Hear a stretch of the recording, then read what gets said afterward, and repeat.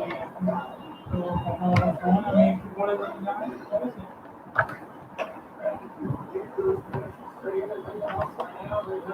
স্নেহের অ্যাকাউন্ট থেকে ফোন করতে আপনার ছেলে বিক্রি হচ্ছে না তো? most লাগবে। Yes. Hello. Okay. Uh, let's start the class. Acha, first tell me, is the screen shaking a bit?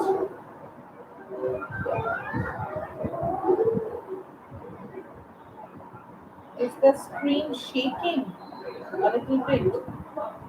Just check before I. Okay, fine. All right. So today, last class, due to some technical error, the class had got disconnected. So today we are going to start from the point where we had been discussing, or we had been trying to, discuss. See, we had just started about My Mother at 66. So, this is a poem by Kamala Das, and Kamala Das, uh, as you know, is a feminist writer. Okay, uh, and most of her poems, most of her poems were based on her real, like most of the poems actually, they were not just poems, they were not just verses, but rather they were stories of her own life. Okay, they through the verses, Kamala Das spoke about her own life experiences. Now, as a daughter, as she had suffered quite a lot. Okay?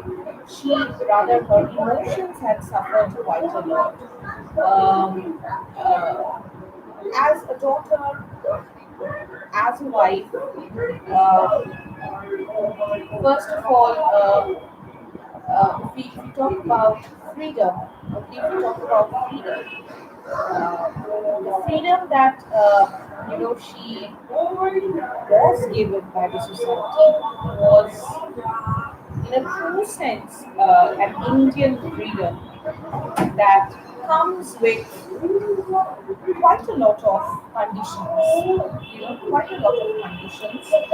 A freedom that comes with an unseen uh, chain that the chain of which, a chain that very invisibly, okay, ties up, or keep you tied, okay, keep you tied to the controls of the dominators of the society.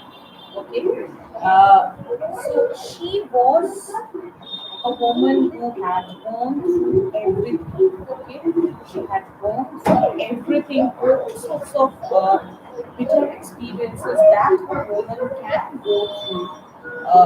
As I said, as a daughter, as a wife, and lastly, and of course not the least, as a woman. Okay. Now, this particular poem doesn't talk about the complexities of relationships, or it doesn't talk about uh, her experiences as a woman. Okay, but yes, it does talk about her experiences as a daughter, not as a child, not in her childhood days, but of course as an adult woman who was looking at her aging mother, okay, and gets reminded of the inevitabilities of life, of which death is the foremost issue. Now, this poem, through the lines, through the words, they talk about uh, separation. They talk about like they give us a hint, or they make us realize. As I was saying the other day, the poem will make us realize that death is an inevitable truth, and your body, or the life cycle of human being doesn't stop for anyone. Okay, with each passing day, we near our end, right? So do our parents.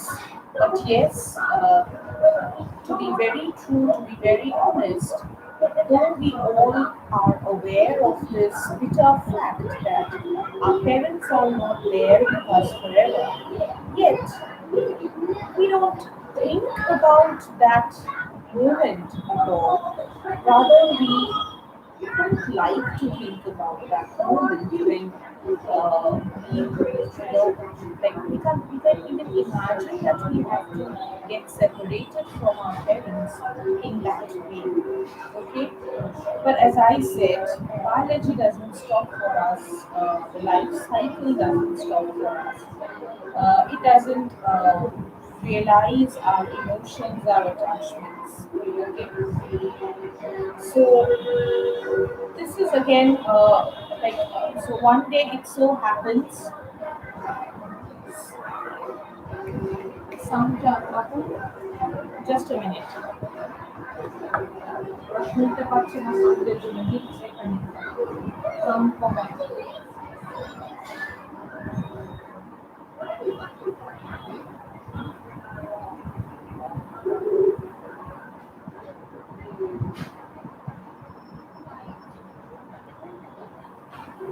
Is it now okay?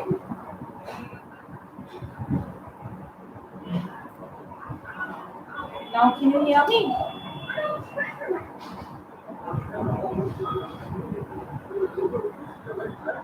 All right. So basically, the poet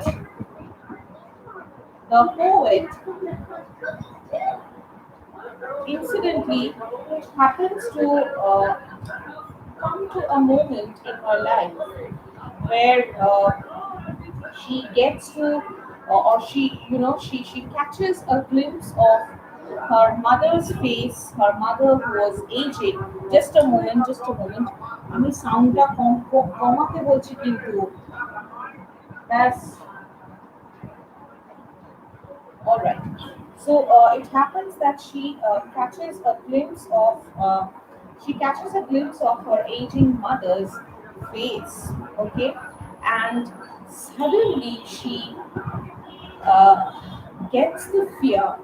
Okay, she is aroused by the fear that her mother is aging, and that she is nearing her death. It might be that very very soon she will have to bid a goodbye to her mother forever. Okay, she was actually standing face to face with that bitter truth of life. Okay, where she will again have to, she might have to face, or she might have to experience the inevitability of life quite soon. All right. Okay. So this is the message, or this is the background of the poem. So let us quickly read up the poem. Okay. All right.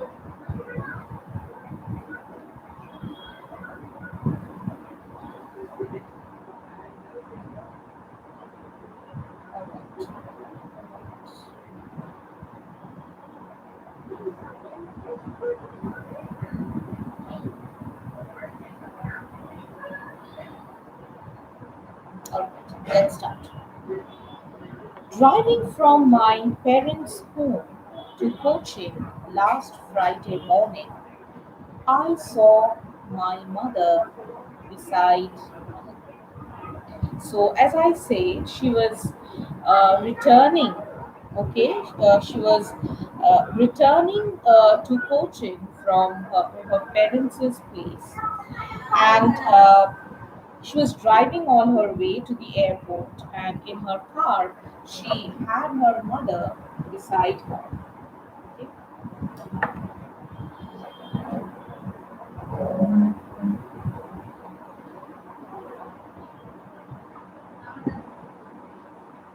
all right.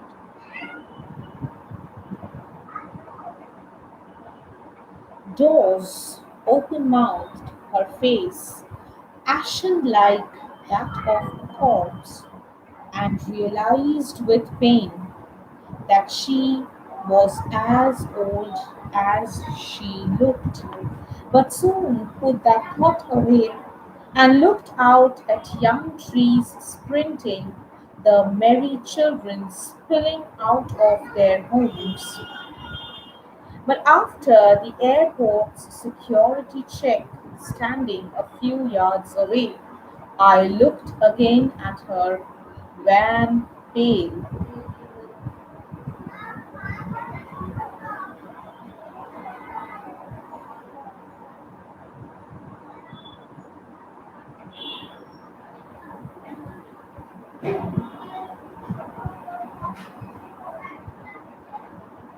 All right. So,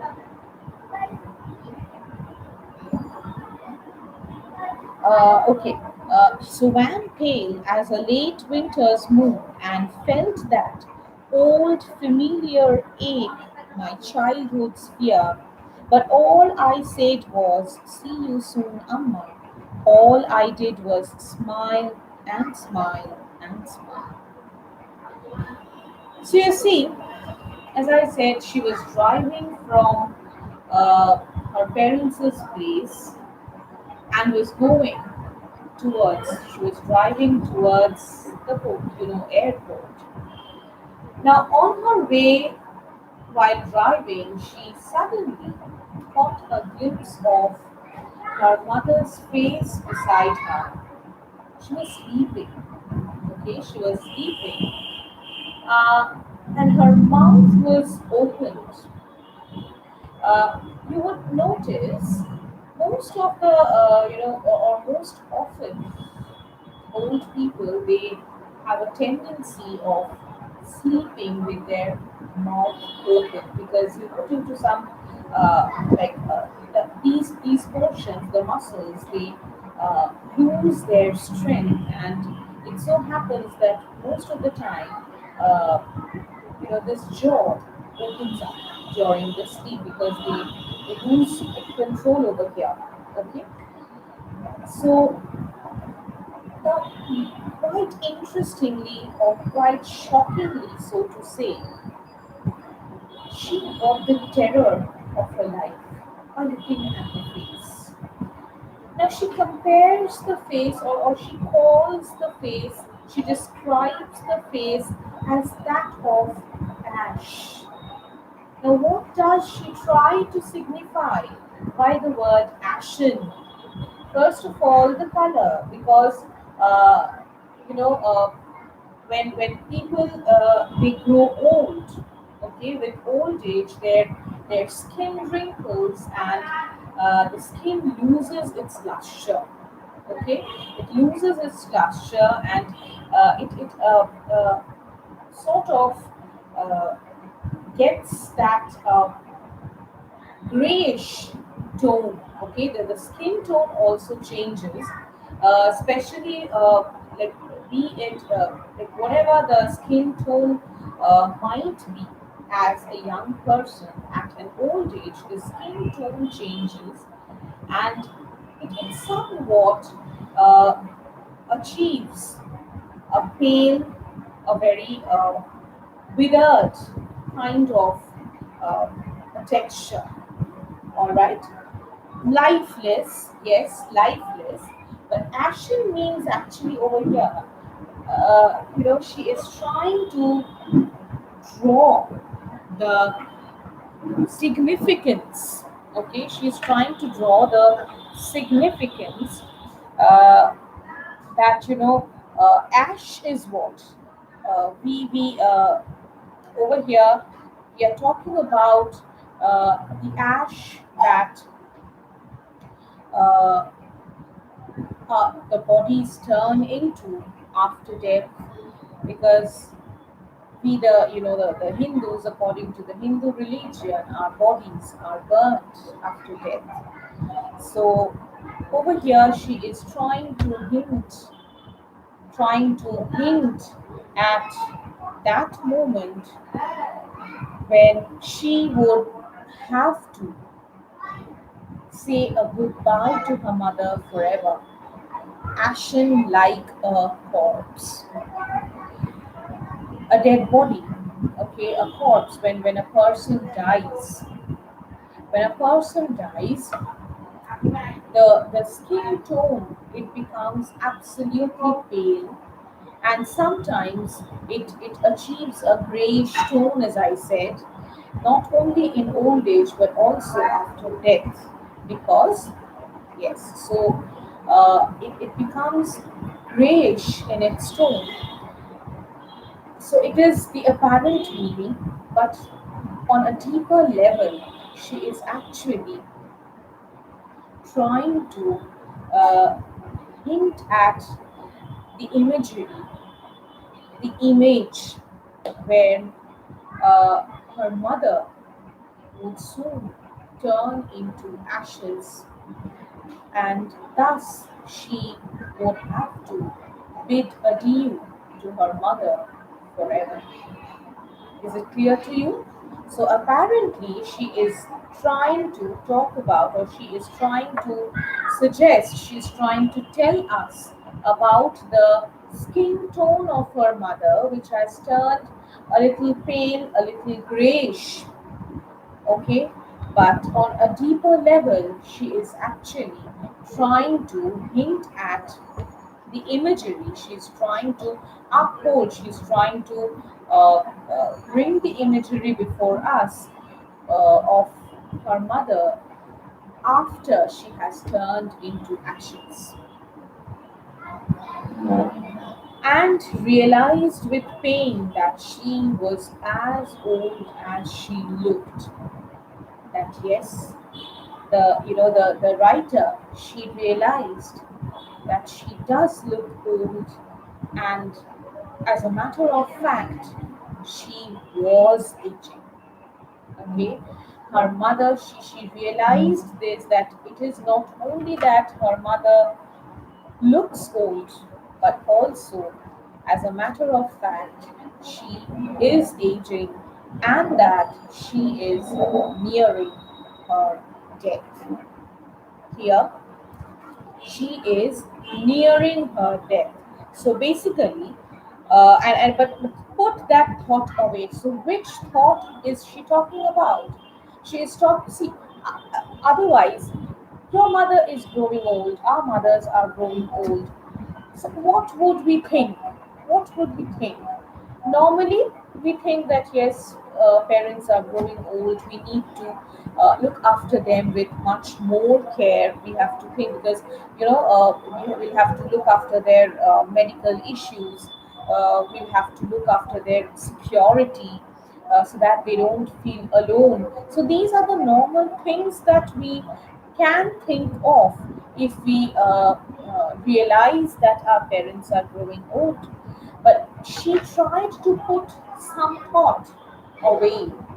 Now, what was the thought? Thought of separation, thought of getting separated from her mother, thought that made her realize that her mother was nearing her death, the inevitable truth of life. All right, the fact or the thought that both of them, basically both of them, were nearing that moment of life where both would have to bid adieu to each other forever. Right? Okay, so she tried to put that thought away, because, as I said, no matter no matter how practical we are, no matter how no matter how much we know or aware of the truth that we have to that our parents will leave us for someday, we'll have to get separated from our parents someday, yet we don't want to get reminded of that thought. We don't want to imagine, isn't it? We don't want to imagine of that moment where we have to get separated from our parents, where we try to avoid that thought. Very good. We try to avoid that thought. So similarly, the writer also, she also tried to put that thought away and looked out at young trees sprinting. Young trees over here have been personified. So she took her, because the old age brings with it negativity, isn't it? Because green trees, old age, or the thought of death, the thought of separation, it brings with it negativities. But on the other hand, the color green, on the other hand, trees symbolize life, isn't it? Trees symbolize life. Young trees, they symbolize growth and development. Young trees means what? They are growing trees. They will soon grow into full mature trees very soon. So young trees, they symbolize life, vitality, growth, and continuity of life. Young trees, see, on one hand,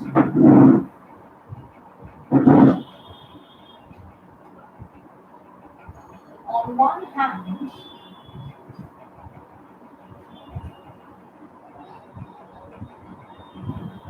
the poet's mother symbolizes old age and death.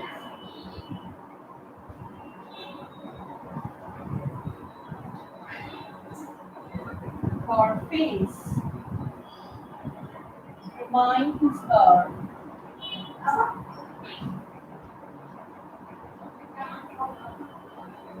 of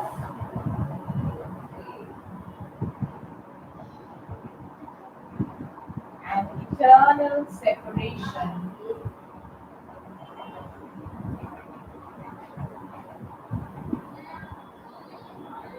an eternal separation.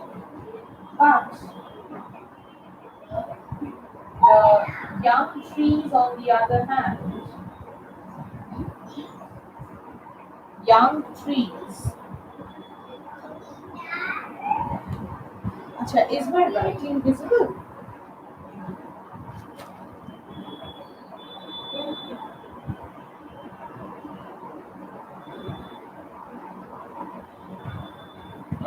How time had flown by.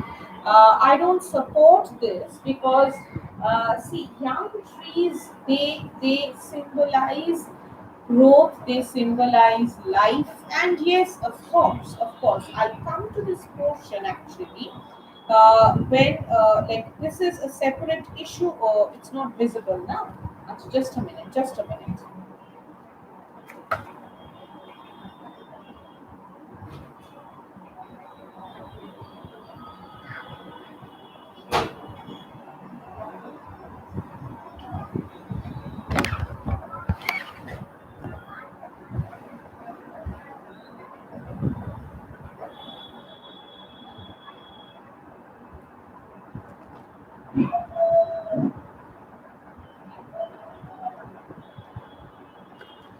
Is it now visible?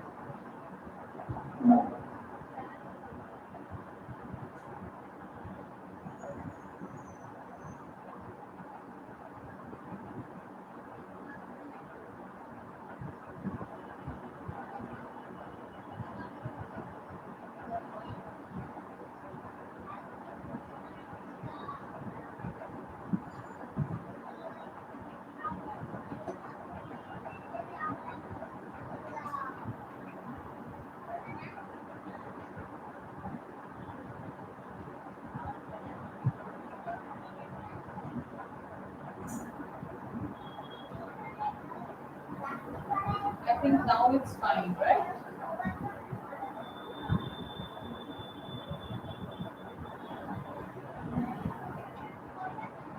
Yes.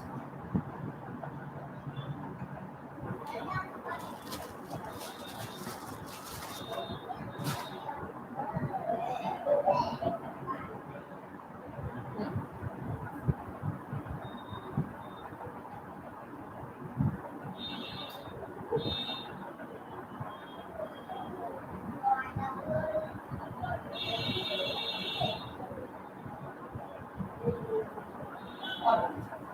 So, on one hand, the poet's mother symbolizes old age and death. Her face reminds her of an eternal separation. But the young trees, on the other hand,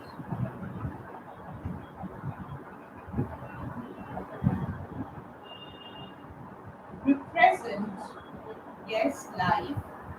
Rather, I would say represent continuity of life and growth. Okay? Continuity of life and growth.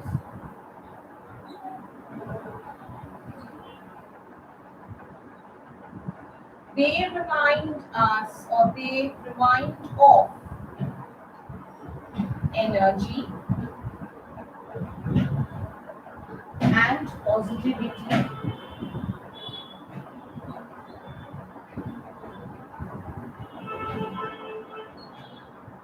All right.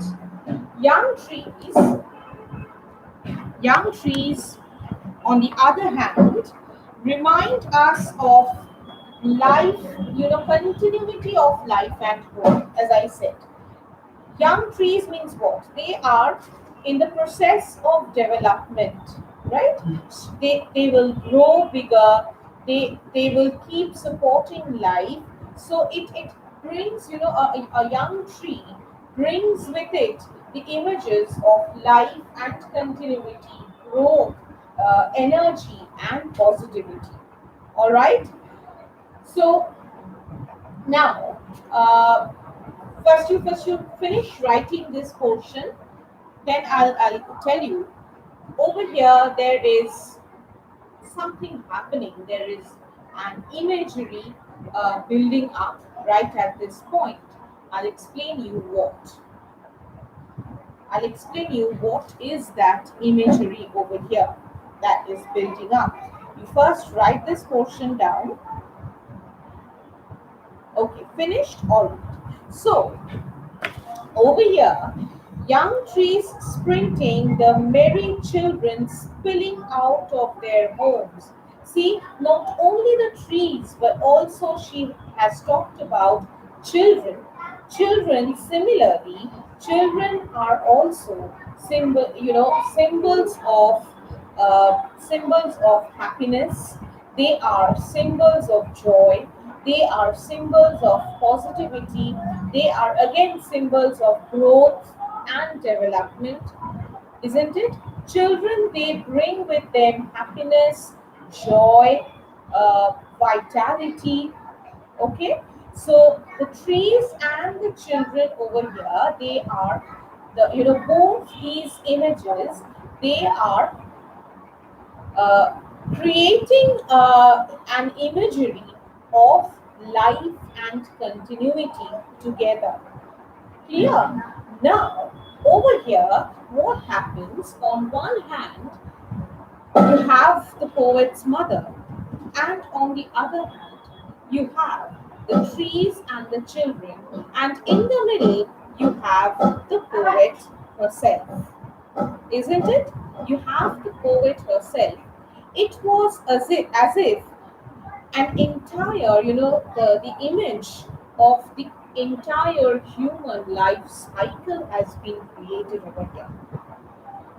Young trees or youth, isn't it? Children and young trees, they symbolize youth, vitality, growth, development, happiness.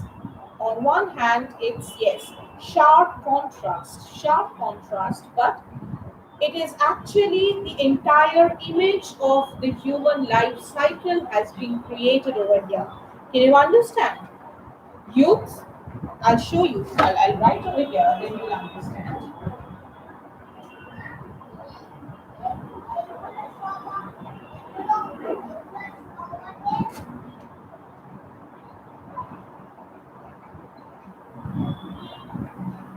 With the young trees and the children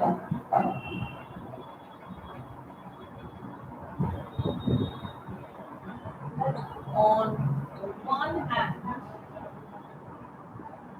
and the aging mother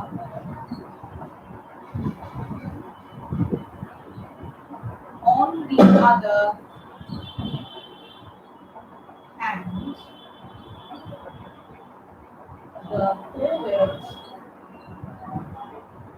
has created, the poet has created the image of the entire human life cycle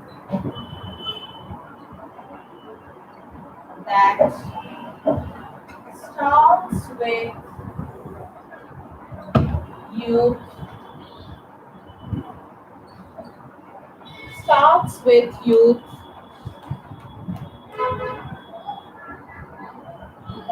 goes through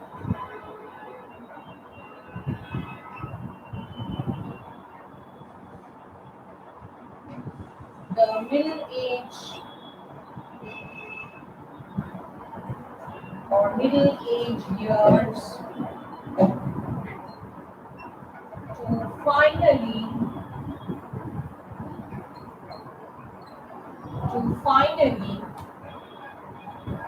reach finally reach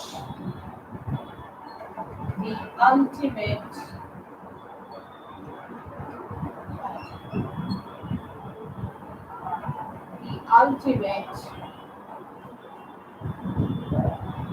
juncture, that is death. Okay, so with the young trees and the children on one hand and the aging mother on the other hand, the poet has created the image of the entire human life cycle that starts with youth, goes through the middle age years to finally reach the ultimate juncture, that is death. Clear? All right, write this down.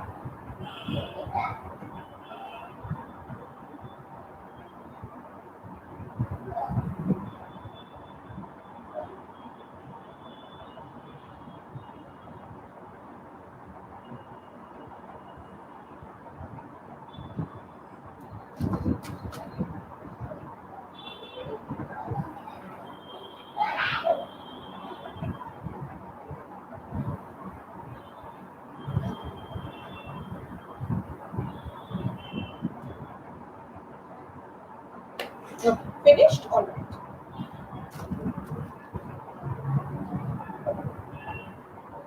Así, Uh, the merry children spilling out of their homes, but after the airport's security check, standing a few yards away, I looked again at her, wan, pale as a late winter's moon. So you see, she or the mother has not been compared with a bright, glowing moonlight. Okay, because uh, the moon can, on one hand, symbolize peace. The moon, on one hand, can symbolize beauty, isn't it? Moon is just as moon is a symbol of beauty. It is also, a symbol of uh, uh, paleness, and it is also a symbol of uh, coldness. Okay, winter's night or late winter's moon, the entire image stands for uh, that again nearing death, because winter, as we all know, stand is dull. Yes, yes, this is what I'm trying to say. As on one hand, moon symbolizes beauty. Over here, on the other hand, see again, late winter's moon, it suggests, the moon is not very bright, it's dull, and it's pale, which has lost its luster. Okay, winter's moon is not that bright, it is much paler and is much duller than the normal, than the moon during the summer nights. Okay, and again, the image of winter on its own stands for winter on its own stands for lifelessness and death, because we know during the winter what happens. Nature comes to a standstill. In winter, nature comes to a standstill. So it represents death, it represents end. With winter, a year ends, right? All the seasons, they end with winter,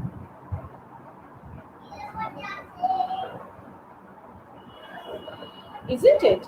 The entire season, because after winter again comes spring, and with spring again, nature revives, okay, regains its life once again with spring. But with winter, what happens? Everything, rather the entire nature, comes to a standstill. So her mother over here has been compared not only to the late winter's moon, but also to the image of winter altogether. Okay, because as I said, winter stands for lifelessness, winter stands for death, isn't it? So her mother was also looking very dull and pale, like that of the winter's moon, which suggests that she had come to, or she has come to that juncture of life where she has started losing her luster, she has started losing her vitality, she has started losing she has started losing her not only youth, but actually everything, her beauty, her luster, and that she was nearing her end, uh, where and that the author, like, sorry, the poet might have to uh, bid a goodbye to her mother, like, over she was standing at the point where she was not only getting physically separated from her mother, it could be that particular separation could be the eternal separation, which is again the inevitability of life. Okay, so this was the fear that the poet was going through. Before bidding a goodbye to her mother, she again looked at her face. She turned around and looked at her face, and quite shockingly, her mother seemed to her like that of a winter's moon, a late winter's moon, which is very dull, pale, and winter on its whole stands for lifelessness and death.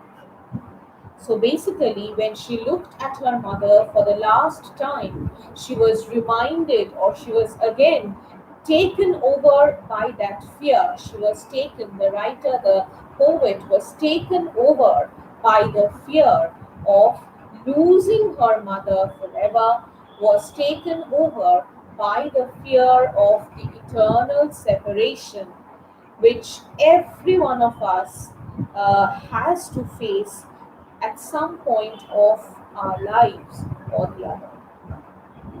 All right. So, and the poem again, it ends with a very positive note. The poem ends with a very positive note. Smile, smile, and smile.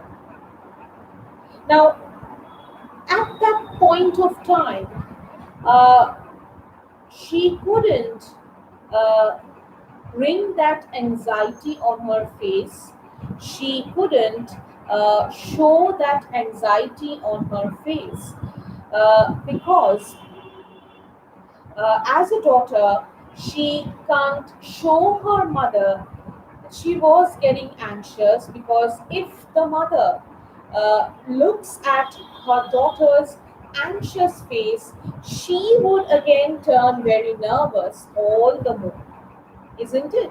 So she would turn the mother, and the poet didn't want to bother her mother so much. Okay, so apparently over here it saying that yes, of course, she ends. Over there she doesn't want to end the meeting. She doesn't want to uh, uh, you know. Finish, bring that meeting she wanted to rather say bid goodbye to her mother with a positivity, with a positive note, not only for her mother, but the hope was also for herself. Okay. She couldn't help much, or she couldn't do anything at that point of time but smile back to her mother. Okay, because as I said, she didn't want to she didn't want to make her mother feel anxious about her.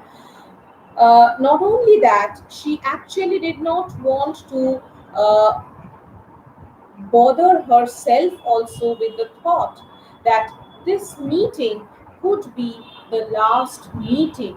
This could be like it might be that she was looking at her mother for the very last time.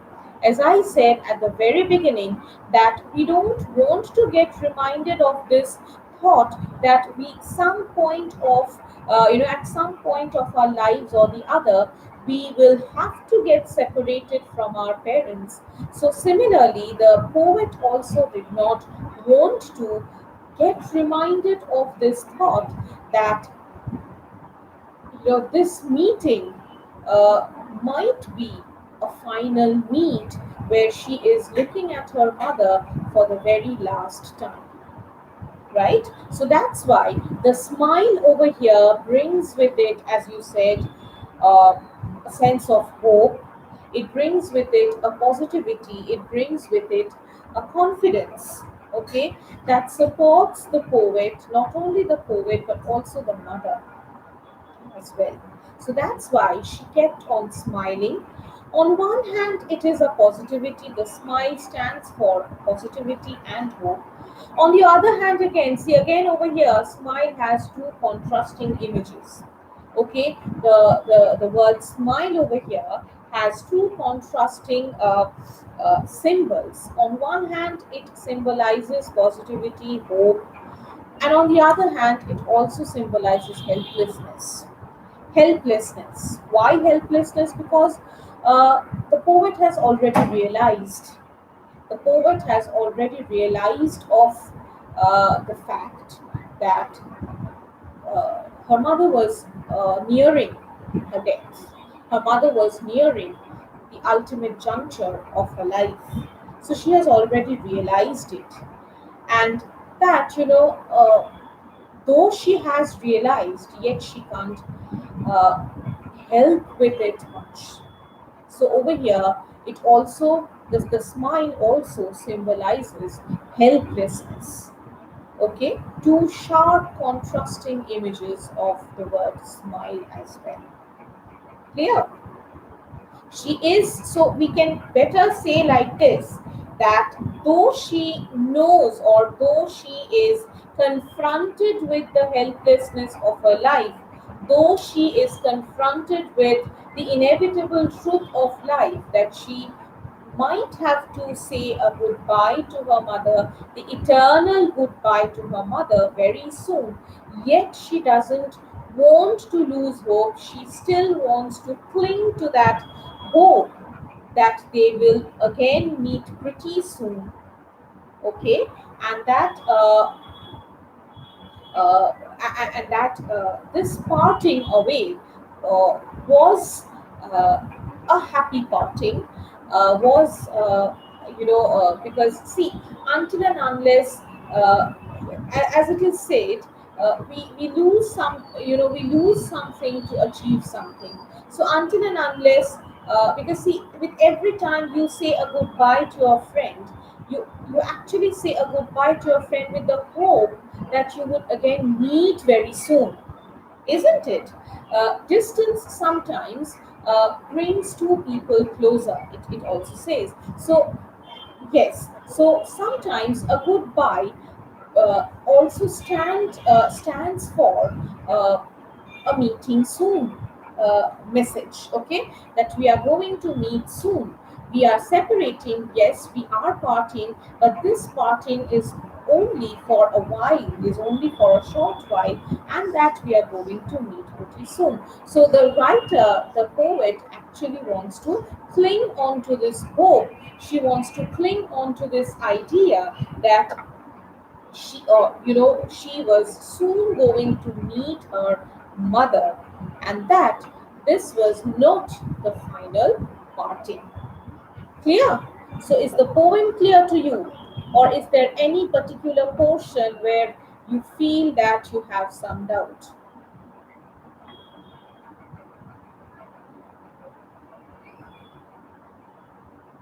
All right, so it's clear now. Okay, I would clear for now. Okay. Now, don't have to say clear for now. You just go through the poem once. Why don't you go through the poem once and just give a rough reading to it and see whether you have understood all the portions. Otherwise, I'm again going to. Okay. So see, I'll give you 10 minutes break. Okay. It's now 8 o'clock. I'll again come back at 10 past 8. So you just give a reading to the poem once. If you don't have any, if you have any doubt, I'll get that clarified. If you don't have any doubt, I will start off with the writing part then. Okay, I'll start with a short summary, and then I'll get into the question answers. Okay, all right. So let me just come back after 10 minutes at 10 past 8. I'll again start the class. So meanwhile, you just give a reading to the poem and see if you have any doubt. Hmm? Okay.